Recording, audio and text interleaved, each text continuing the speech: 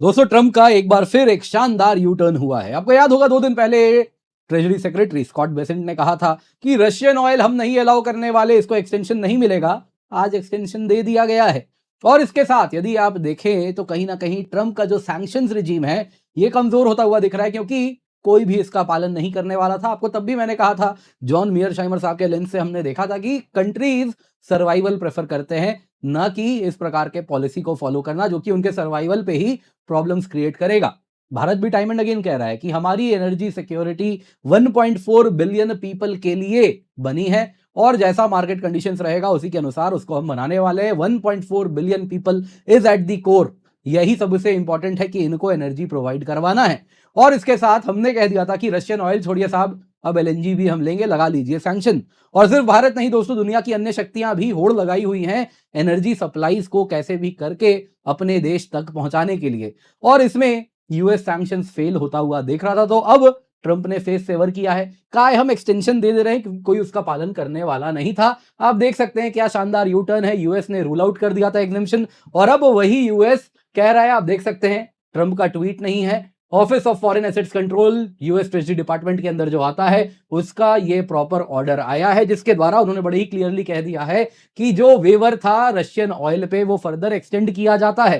कारण बड़ा सरल है, कल का ही न्यूज है, रशियन एलएनजी जो कि यूएस सैंक्शन के अंदर आता है वो भी इंडिया आना शुरू हो गया है। तो भारत ने साफ साफ कह दिया कि देखिए इन सब का पालन नहीं होने वाला किसी भी हाल में। रशिया ने भी कहा है, टास रशियन न्यूज एजेंसी, उनका ये न्यूज है कि भारत को जितना ऑयल चाहिए, जितना एलएनजी चाहिए, जितना एलपीजी चाहिए, ये सब हम प्रोवाइड करने के लिए तैयार हैं। हमारी एनर्जी सप्लाईज आपके लिए बनी रहेंगी हर हालत में। क्लियरली दोस्तों यहां पे जो यूएस है ये एक कैच 22 सिचुएशन में फंस गया है। वो ना खाते बन रहा है उससे, ना निगलते बन रहा है। एनर्जी को लेकर ट्रंप घिरे हुए हैं। क्यों मैं ऐसा कह रहा हूं, आइए जरा आज के वीडियो में इसी पर चर्चा करते हैं। लेकिन इससे पहले आगे बढ़े, आप सभी को बताना चाहूंगा, इस दोस्तों 19 अप्रैल को आपके लिए हम लेकर के आए Unacademy all India prelims mock test. वो सभी विद्यार्थी जो कि सीरियसली यूपीएससी की तैयारी कर रहे हैं, स्टेट पीएससी की तैयारी कर रहे हैं, अन्य एसएससी से लेकर अन्य एग्जाम की तैयारी कर रहे हैं, तो सुनहरा मौका है आपके लिए कि आप अपने आप को टेस्ट कर सकते हैं। बिल्कुल फ्री ऑफ कॉस्ट है, पिंड कमेंट में लिंक है। जैसे ही आप ये ऑल इंडिया यूपीएससी का मॉक टेस्ट देंगे, आपको आपका ऑल इंडिया रैंक पता चलेगा, पोस्ट टेस्ट एनालिसिस मिलती है एक्सपर्ट्स के द्वारा, फ्री मेंटरशिप सेशंस भी होते हैं, बोथ इंग्लिश हिंदी दोनों में ही एग्जाम अवेलेबल है, और टॉप एजुकेटर्स के द्वारा यूपीएससी पैटर्न को ध्यान में रखते हुए पेपर बनाया गया है। तो आप सभी से निवेदन है, जल्दी से जाएं, जाके रजिस्टर कर लें, एब्सोल्युटली फ्री ऑफ कॉस्ट है। सभी विद्यार्थियों के लिए जरूरी अनाउंसमेंट है, सभी आपके मित्रगण उन सभी के साथ ये शेयर कर दें, पिंड कमेंट में जो लिंक है वो भी अवश्य शेयर कर लें, ताकि आप सभी हमारे साथ जुड़ सकें इस 19 अप्रैल को। बाकी इस वीडियो को लाइक करें, चैनल सब्सक्राइब करें, बेल आइकन अवश्य दबा दें। तो सबसे पहले दोस्तों ट्रंप का एनर्जी यू टर्न। वॉशिंगटन ने साफ साफ कह दिया है कि और 30 दिनों के लिए जनरल लाइसेंस दिया जाता है, जिसके द्वारा सभी देश रशियन ऑयल खरीद सकते हैं, कोई यूएस सैंक्शन नहीं लगेगा। 2 दिन पहले US treasury secretary Scott Bessent कह रहे थे कि अमेरिका ये फर्दर सैंक्शंस जो है वापस रीइंस्टेट होंगे। ये जो इस वक्त कहीं ना कहीं सैंक्शंस को हटाया गया है ये फर्दर एक्सटेंड नहीं किया जाएगा। और इसके साथ दुनिया की मीडिया चला रही थी अब क्या होगा, भारत कहां से एनर्जी लाएगा। भारत ने तो तब भी कहा था हम तो एनर्जी लेंगे, अब रशिया से आए कहीं से आए, अगर हमारे लोगों को जरूरत है तो हम उसे खरीदने वाले हैं। दोस्तों इस बार यह अंतर किया गया है कि अनलाइक बिफोर, ईरानियन एनर्जी पर यूएस ने सैंक्शन लगा के रखा है। हालांकि हम ईरानियन एनर्जी काफी सालों से लेना बंद कर दिए हैं, एक शिपमेंट जरूर इस बीच में आया था। दोस्तों जो नए सैंक्शन वेवर हैं उसमें अगर आप देखें तो रशियन क्रूड ऑयल और पेट्रोलियम प्रोडक्ट्स जो ऑलरेडी 17 अप्रैल यानी कल तक वेसल्स में लोड हो गए हैं, वो फर्दर 1 महीने तक दुनिया भर भेजे जा सकते हैं 16 मई तक। इसमें इंडिया का स्टैंड क्या रहा है, रणधीर जायसवाल साहब भारत के एक्सटर्नल अफेयर्स मिनिस्ट्री के स्पोक्सपर्सन हैं, उन्होंने बड़े ही क्लियरली कहा है कि जहां तक बात है एनर्जी सोर्सिंग की, मीडिया को कहा कि मैंने आपको पहले भी बताया है कोई पॉलिसी में बदलाव नहीं है, जो हमारी पॉलिसी है वो जस की तस है। हमारी पॉलिसी बनाई गई है 1.4 बिलियन पीपल के रिक्वायरमेंट्स को मीट करने के लिए। जैसा मार्केट कंडीशन रहेगा, जैसा ग्लोबल सिचुएशन रहेगा, उसके अनुसार प्रायोरिटी 1.4 बिलियन पीपल है, उनकी एनर्जी रिक्वायरमेंट्स हम हर हालत में फुलफिल करेंगे। और यही हमारी पॉलिसी है with respect to energy sourcing, कुछ भी नहीं बदला है। दोस्तों इंडिया ही नहीं, अन्य देश भी क्लियरली यूएस सैंक्शंस को रिजेक्ट करने के लिए तैयार बैठे हैं, और वो कह रहे थे कि अब ट्रंप कुछ भी करें हमको तो एनर्जी चाहिए। क्योंकि एंड ऑफ द डे ये जो ऑयल है, ये जो एलएनजी है, ये किसी भी सरकार के लिए बेहद इंपॉर्टेंट होता है। तो वो सरकार कहीं से भी अमेरिका को खुश करने के लिए, अपने लोगों के लिए प्रॉब्लम्स नहीं क्रिएट करने वाली। हालांकि ट्रंप को डोमेस्टिक बैकलैश इस वक्त फेस करना पड़ रहा है रशियन ऑयल पे वेवर देने के साथ। यूएस सेनेटर रिचर्ड ब्लूमेंथाल, उन्होंने कहा कि ये हो ही नहीं सकता, आप रशियन सैंक्शंस वेवर कर रहे हैं, ऐसा कैसे कर सकते हैं? ट्रंप के वेवर से रशिया को हर रोज $150 बिलियन मिल रहा है, जिससे वो यूक्रेन में वॉर क्राइम कर रहा है और ये सारी चीजें कर रहा है। और इतना ही नहीं, ईरान को इंटेलिजेंस सप्लाई भी कर रहा है, इंटेलिजेंस, सर्वेलेंस, रिकॉनाइसेंस वगैरह भी दे रहा है, जिससे वो हमारे ट्रूप्स को ही ईरान टारगेट भी कर रहा है। तो क्यों हम ऐसे रशिया के साथ खड़े हैं? दोस्तों, यहां पे अगर आपको, जैसा मैंने बताया था कि जो ट्रंप कर रहे हैं वो सैंक्शंस को एक्सटेंड एक फेस सेवर की तरह कर रहे हैं।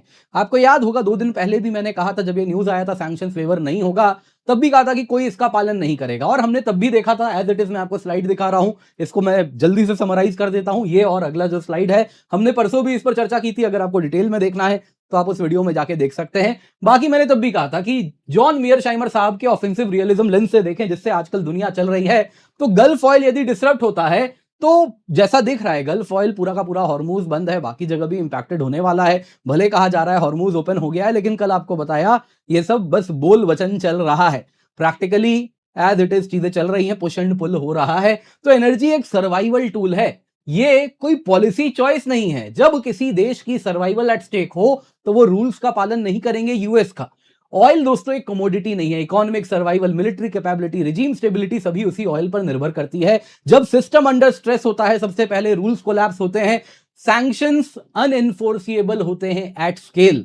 इस वक्त सबको ऑयल चाहिए, तो यदि कोई सैंक्शंस का पालन करेगा अमेरिका को खुश करने के लिए, तो बाकी सामने वाला है जो कि कहेगा तुम मत खरीदो भैया, हम तो खरीदेंगे। और इस वक्त ऑयल की किल्लत दुनिया में है, सबको एनर्जी चाहिए, ऑयल भी चाहिए, एलएनजी भी चाहिए। तो ऐसे में यदि आप सैंक्शंस लगाएंगे तो उसका पालन कोई नहीं करेगा। लगा दीजिए सैंक्शन, और ज्यादा एनर्जी लेने वाले के लिए चीपर हो जाती है, अवेलेबल हो जाती है, और कहीं ना कहीं और आसान हो जाता है उसे लेना। तो वही होता, तो कंट्रीज लोकल करेंसी का इस्तेमाल करेंगे, बार्टर अरेंजमेंट करेंगे, और नॉन वेस्टर्न बैंकिंग चैनल्स का इस्तेमाल करके आसानी से आज के समय में एनर्जी लाई जाई जा सकती है। दूसरी बात है दोस्तों, आप यूएस के सैंक्शंस का पालन क्यों करेंगे? एंड ऑफ द डे अगर हम सैंक्शंस ले रहे हैं या उसका पालन करते हुए ऑयल नहीं खरीद रहे हैं, तो हमारे पास कुछ बेनिफिट भी तो होना चाहिए। यदि हम 1.4 बिलियन पीपल को स्टार्व कर रहे हैं ऑफ देयर एनर्जी नीड्स, तो आप हमें क्या दे रहे हैं ऐसा? एक बात तय है, हमने वीडियो में देखा था पिछली बार कि यूएस के पास तेल नहीं है कि वो दुनिया को तेल दे सके।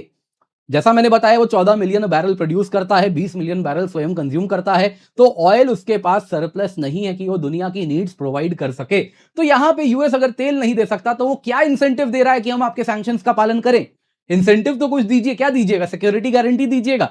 नेटो का क्या लाफिंग स्टॉक बना के रखा है, हम सब ने देखा है। मार्केट एक्सेस दीजिएगा कि टैरिफ लगेगा, नहीं तो टैरिफ नहीं लगेगा, वो आपके पर सुप्रीम कोर्ट ने कतर दिए हैं, वो ट्रंप चाह के भी नहीं कर सकते। तीसरा क्या है? डोमेस्टिक पॉलिटिकल सपोर्ट दीजिएगा कि हाँ आपको यूएन में मदद करेंगे, आईएमएफ, वर्ल्ड बैंक में मदद करेंगे। तो यूएन की क्या हालत है आपने देख ही लिया है। बाकी आईएमएफ के 200 million, 300 million, 2 billion, 3 billion in, है ना, क्या कहते हैं, तो छुट्टा अमाउंट है ये तो बहुत। इस छुट्टों के, इस प्रकार के छुट्टे अमाउंट के लिए, है ना, वो जो चेंज है उसके लिए पाकिस्तान जैसा देश है जो कि दुम हिला सकता है, लेकिन मिडिल पावर्स तो नहीं करने वाले। आप एट मैक्स यही करेंगे कि आपको हम फाइनेंशियल सिस्टम से ही काट देंगे, जो यूएस का स्विफ्ट सिस्टम है उससे काट देंगे। काट दीजिए, किस किस को काटिएगा? इस वक्त तो सब एनर्जी रशिया से लेने वाले हैं, क्योंकि एनर्जी सिक्योरिटी बहुत इंपॉर्टेंट है। तो अगर आप दुनिया को इस स्विफ्ट से काट देंगे तो आप स्वयं अकेले स्विफ्ट में रह जाएंगे, तो वो भी आप कर नहीं सकते। और अगर वैसा होगा तो डिजिटल बैंक जो ब्रिक्स का है, जो ब्रिक्स पे सिस्टम जैसा बन रहा है, वो और जोर शोर से बनेगा। तो अमेरिका करे तो करे क्या? उसके लिए यही है कैच 22 सिचुएशन, जिसमें वो क्या करे। अगर यूएस सैंक्शंस एनफोर्स करता है तो रशिया और ईरान का नुकसान होता है डेफिनेटली, लेकिन दुनिया का भी नुकसान हो रहा है, क्योंकि इस वक्त हॉर्मूज से भी तेल नहीं आ रहा, गल्फ ऑयल प्रोड्यूसर्स भी कंस्ट्रेंड है। नतीजा ग्लोबल ऑयल शॉर्टेज होता है, प्राइसेस तेजी से बढ़ते हैं। यूएस अलाइज, उनको भी इन्फ्लेशन होगा यूरोप में। अब चलिए, यूरोप की उसको चिंता नहीं है, लेकिन घर में भी तो एंड ऑफ द डे, जैसा मैंने बताया, यूएस केवल 14 मिलियन बैरल ऑयल प्रोड्यूस करता है, 20 मिलियन बैरल का कंजम्पशन है, तो उसको भी यही महंगा तेल एंड ऑफ द डे देश में लाना है। तो उसके यहां भी इन्फ्लेशन बढ़ता है, जिस वजह से पॉलिटिकल बैकलैश भी होता है, जिस वजह से मिड टर्म इलेक्शन आने वाला है, ट्रंप के लिए समस्या बढ़ती है। तो यूएस यदि सैंक्शन रिलैक्स कर दे तो क्या होगा? तो ऑयल फ्लोज नॉर्मलाइज होते हैं, प्राइसेस स्टेबलाइज होते हैं, लेकिन रशिया और ईरान पैसे बनाते हैं। तो इसलिए इस वक्त इसने क्या किया कि ईरान देखो डायरेक्ट एडवर्सरी है, इससे लड़ रहे हैं और उसका ग्लोबल ऑयल में फुटहोल्ड भी कम है। 2.5 मिलियन बैरल, 3 मिलियन बैरल से ज्यादा ईरान दुनिया को ऑयल इस वक्त एक्सपोर्ट नहीं कर पाता है क्योंकि उसकी कैपेबिलिटी इस वक्त इतनी ही है। वहीं रशिया 10 मिलियन बैरल से अधिक दुनिया को ऑयल एक्सपोर्ट करता है, जो कि बहुत इंपॉर्टेंट है। दो इंडिया की एनर्जी नीड्स अकेला रशिया संभाल सकता है, जो कि ग्लोबली बहुत बड़ा एनर्जी सप्लाई है, तो उसको आप काट नहीं सकते। तो उसने प्रायोरिटाइज किया है कि कैसे बैलेंसिंग करें। यूएस दोस्तों इसीलिए ट्रैप्ड है। वो करे तो करे क्या, वो साइमल्टेनियसली फुल्ली रशिया ईरान को पनिश भी नहीं कर पा रहा, क्योंकि अगर वो पनिश करता है तो उसका इंपैक्ट खुद पे आता है। फुल्ली प्रोटेक्ट भी नहीं कर पाता। गल्फ ऑयल प्रोड्यूसर्स अगर आप देखें तो उसके ऑयल को निकलने भी नहीं दिया जा रहा है, वो भी फंसे हुए हैं और मार्केट भी फुल्ली स्टेबलाइज नहीं हो रही है। तो इन तीनों में किसी एक डायमेंशन को तो उसे सैक्रिफाइस करना पड़ेगा। अब वो किसको सैक्रिफाइस करे, यही सवाल कहीं ना कहीं इस वक्त ट्रंप एडमिनिस्ट्रेशन के मस्तिष्क में चल रही है।